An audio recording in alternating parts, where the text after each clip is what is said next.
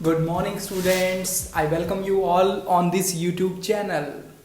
देखिए हम 3 एप्लीकेशन देख चुके हैं डायमेंशन एनालिसिस की।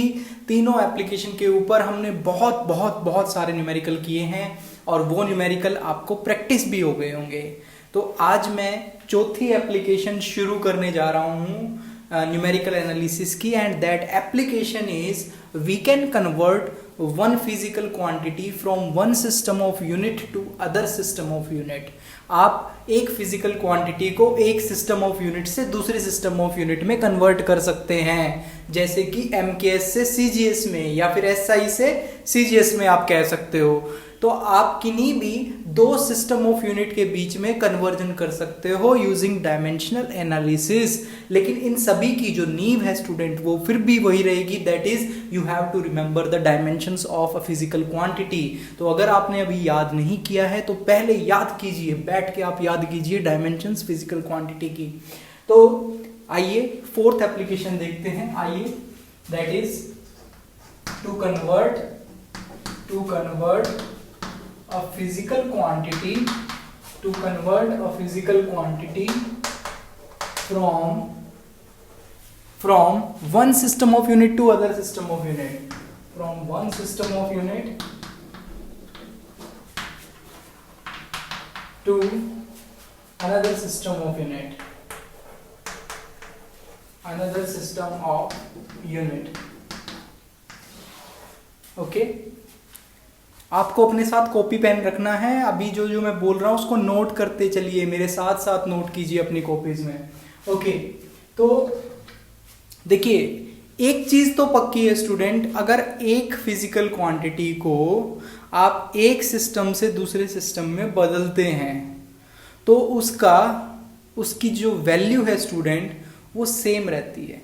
Overall magnitude of physical quantity must be same. Physical quantity है उसका मैग्नीट्यूड सेम रहना है, लेकिन मैग्नीट्यूड किससे बनता है स्टूडेंट? मैग्नीट्यूड किसको बोलते थे हम? Magnitude is numerical value into unit. इसी को तो हम मैग्नीट्यूड बोलते हैं, न्यूमेरिकल वैल्यू इनटू यूनिट। तो अगर आप न्यूमेरिकल वैल्यू और यूनिट को देखते हैं तो इनका प्रोडक्ट क्या रहना है? Constant. Whatever be the system of unit, their product must be same। इसका मतलब मैं लिख सकता हूं, अगर मैं न्यूमेरिकल वैल्यू को n से डिनोट कर देता हूं और यूनिट को मैं u से डिनोट कर देता हूं, तो ये दोनों n इंटू यू क्या रहने हैं? Constant. It must be constant. और you can say n is equal to c by u. n is equal to c by u. मैं ये क्यों लिख रहा हूं? क्योंकि मैं आपको बताना चाह रहा हूं कि अगर यूनिट बड़ी होगी तो उसकी न्यूमेरिकल वैल्यू छोटी होगी, अगर यूनिट छोटी होगी तो उसकी न्यूमेरिकल वैल्यू बड़ी होगी। एग्जाम्पल मैं ले लेता हूं। एग्जाम्पल, आपका मास, लेट्स से कोई मास हमें दिया हुआ है 1 किलोग्राम। ये कितने के बराबर होगा? 1000 ग्राम के बराबर होगा, 1000 ग्राम के बराबर होगा। तो ये क्या है स्टूडेंट? 1 क्या है? Numerical value. देखिए न्यूमेरिकल वैल्यू छोटी थी तो यूनिट किलोग्राम बड़ी यूनिट है। फिर उसके बाद नंबर इज 1000 बड़ा है, लेकिन उसके साथ यूनिट जो लगी है ग्राम, वो क्या हो गई? छोटी। तो इसका मतलब जब न्यूमेरिकल वैल्यू बड़ी होगी तो यूनिट छोटी हो जाएगी, जब न्यूमेरिकल वैल्यू छोटी होगी तो यूनिट स्टूडेंट्स बड़ी होगी। ये ध्यान रखना है आपको। तो इन दोनों का जो प्रोडक्ट होता है that is numerical value multiplied by unit must be a constant, और you can say they are inversely related to each other, that is numerical value and the size of unit. This u is size of unit. तो size of unit और numerical value they are inversely related, वो एक दूसरे के inversely related हैं। अगर एक बड़ा होगा तो दूसरी छोटी हो जाएगी। अब मैं अपने क्वेश्चन पे आता हूं। ये तो मैंने एक आपको थीम बता दी। अब मैं अपने मेन मुद्दे पे आता हूं कि कैसे हम एक फिजिकल क्वांटिटी को एक सिस्टम ऑफ यूनिट से दूसरे सिस्टम ऑफ यूनिट में बदलेंगे। उसका जो आधार रहेगा वो यही है कि न्यूमेरिकल वैल्यू और यूनिट जो है उनका प्रोडक्ट सेम रहना है। तो स्टूडेंट्स मैंने आपको बताया कि numerical value multiplied by the unit, और you can say the size of unit must be constant. तो अगर मैं एक सिस्टम में न्यूमेरिकल वैल्यू n1 है, साइज ऑफ यूनिट u1 है, दूसरे में N2 and unit is U2।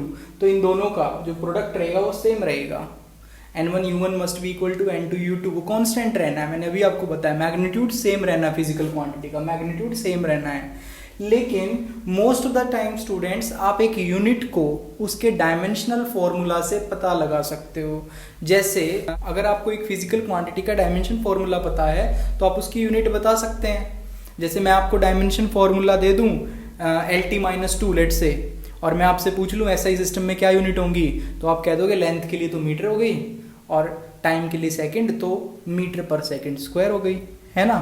तो जो यूनिट है स्टूडेंट उसको हम किससे बताते हैं, डायमेंशनल फॉर्मूला से। तो मैं U1 सिस्टम में मान लेता हूं इसका डायमेंशन फॉर्मूला है m1 to the power a, l1 to the power b, t1 to the power c। क्योंकि वो क्वांटिटी तो कुछ भी हो सकती है, तो उनकी पावर्स a b c से मैंने रिप्रेजेंट कर दी। ये कुछ भी पावर हो सकती है। जैसे फोर्स के लिए क्या होगा, mlt-2, तो a कितना हो जाएगा 1, b 1 और c -2 है उसके लिए। ऐसे ही दूसरी क्वांटिटीज के लिए ये नंबर जो है वेरी करते जाएंगे, ये कुछ कांस्टेंट्स हैं ये b c। ऐसे ही स्टूडेंट इसके लिए मैं लिख सकता हूँ m2 raise to the power a, l2 raise to the power b, t2 raise to the power c। आप कहोगे कि मैंने तो यहाँ पे ABC लिख दी है, क्योंकि स्टूडेंट जो फिजिकल क्वांटिटी होगी हमारी उसके जो डायमेंशन फॉर्मूला है वो तो सेम रहेगा ना, केवल ये बदलेंगे, ये बदल जाएंगे। ये इसलिए बदल जाएंगे क्योंकि एक जो है वो हमारा सिस्टम ऑफ यूनिट कुछ और होगा उसमें, जैसे कि किलोग्राम, दूसरे सिस्टम में कुछ और आ सकता है जैसे कि ग्राम, तो ये बदल जाएंगे। लेकिन इनकी पावर जो डायमेंशन फॉर्मूला है उनकी पावर्स जो हैं, डायमेंशंस जो हैं वो तो सेम ही रहेंगी ना। तो इसीलिए ये फॉर्मूला आ गया स्टूडेंट, इसको ध्यान रखना है आपको। जब भी हमें कन्वर्जन करना होगा इस फॉर्मूला को हम अप्लाई कर लेंगे, that is numerical value times this dimension must be equal to numerical value in another system. देखिए स्टूडेंट, ये एक सिस्टम ऑफ यूनिट्स है और ये दूसरी सिस्टम ऑफ यूनिट्स है। ये पहले सिस्टम में न्यूमेरिकल वैल्यू है, n1 is the numerical value, n1 is the numerical value in system 1, system of unit 1 में n1 न्यूमेरिकल वैल्यू है उसकी, और m1 a, l1 b, t1 c ये क्या है student, this is the representation of units in system 1। So units in system 1, ऐसे student आप लिख सकते हो n2 is the numerical value in system 2 and this represents the unit in system 2। Okay, ये unit को रिप्रेजेंट करेगा system 2 में। एक एग्जांपल लेके मैं इसको एकदम क्लियर कर देता हूँ आपको। एक एग्जांपल हम देख लेते हैं। देखिए, बहुत ही आसान एग्जांपल में लेके चलूँगा। पहले आप सबको पता लग गया होगा कि SI सिस्टम में फोर्स की यूनिट होती है न्यूटन, और CGS सिस्टम में फोर्स की यूनिट होती है, क्या होती है, dyne. So question is convert force in SI system to CGS system.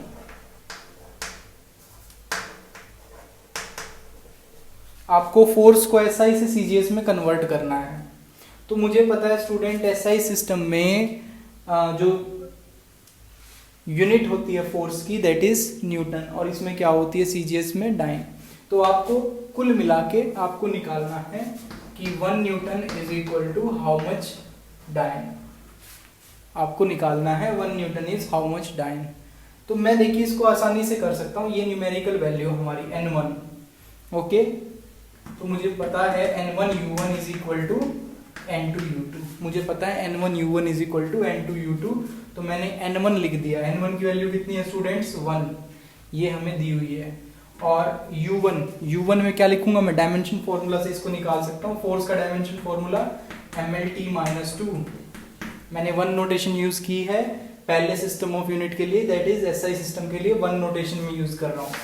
SI system के लिए 1 नोटेशन है और CGS के लिए मैं 2 नोटेशन यूज कर लेता हूँ। तो 1 into this is equal to n2 मुझे निकालना है, जो न्यूमेरिकल वैल्यू मुझे निकालनी है, और उसमें मैं इसको ले लेता हूँ 2 नोटेशन में यूज कर लूंगा।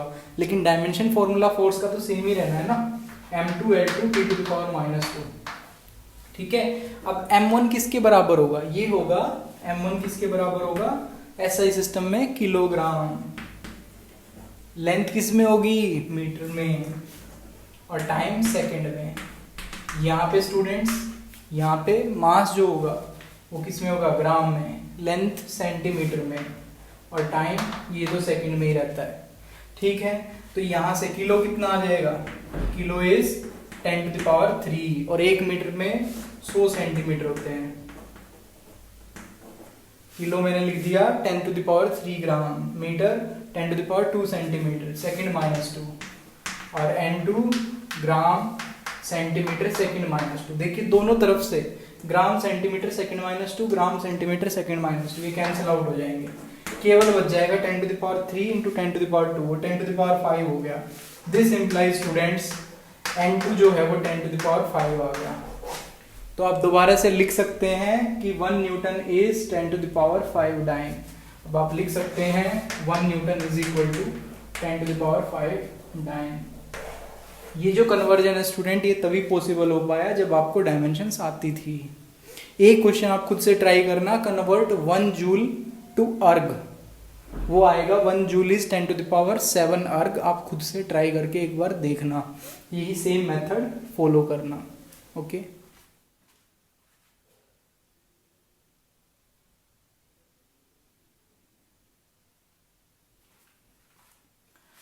तो स्टूडेंट्स देखिए, ये जो क्वेश्चन है ये काफी इंपॉर्टेंट है।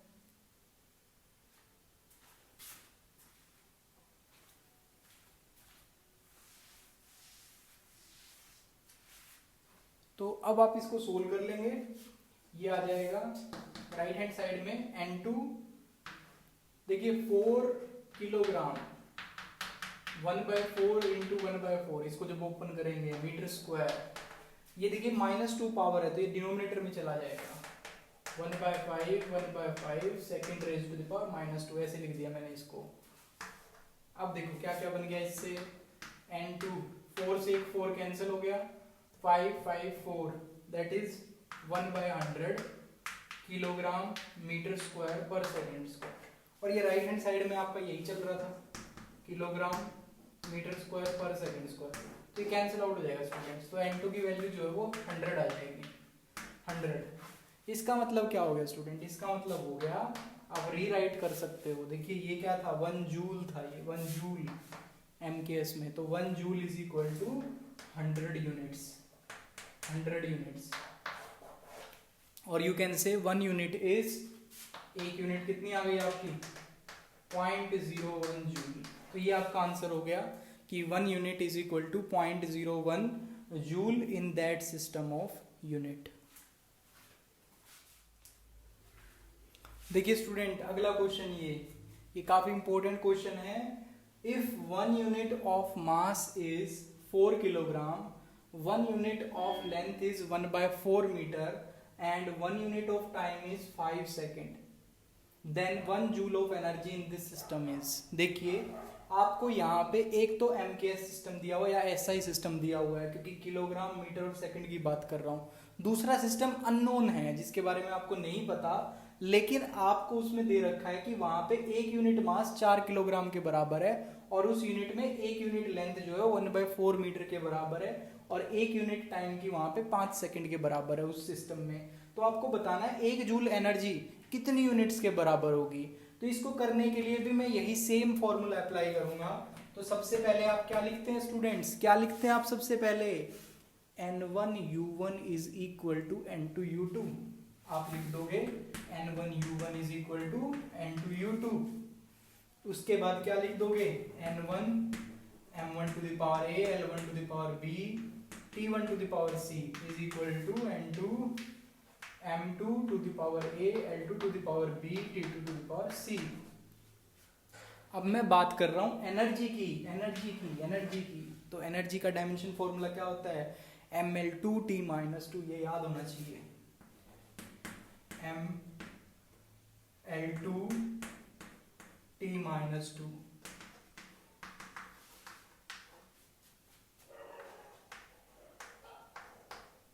तो मैंने स्टूडेंट ये लिख दिया फॉर्मूला, डायमेंशन फॉर्मूला अप्लाई कर दिया।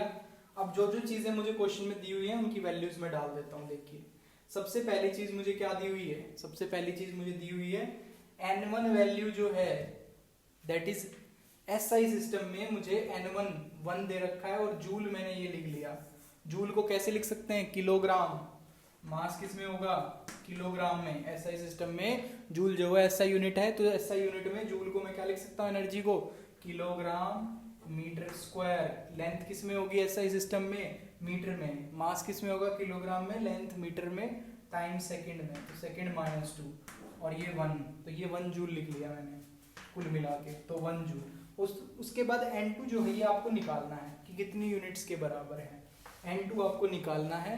फिर इस सिस्टम में जो है 1 यूनिट मास कितने के बराबर है, 1 यूनिट मास 4 किलोग्राम के बराबर है, 4 kg मैंने लिख लिया।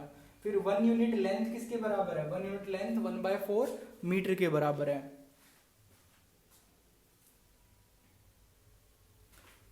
1/4 मीटर के बराबर है, तो मैंने 1/4 मीटर लिख दिया। उसके बाद टाइम जो है वो आपका 5 सेकंड के बराबर है, 5 सेकंड मैंने लिख दिया। ठीक है स्टूडेंट्स, अब बस सोल्व करने की देरी है।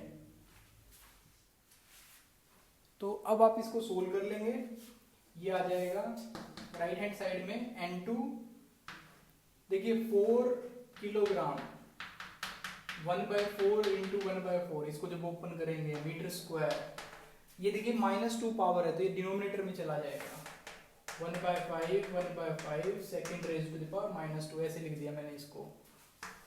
अब देखो क्या क्या बन गया इससे, N2 4 से 4 कैंसिल हो गया, 5/4 that is 1/100 kilogram metre square per second square.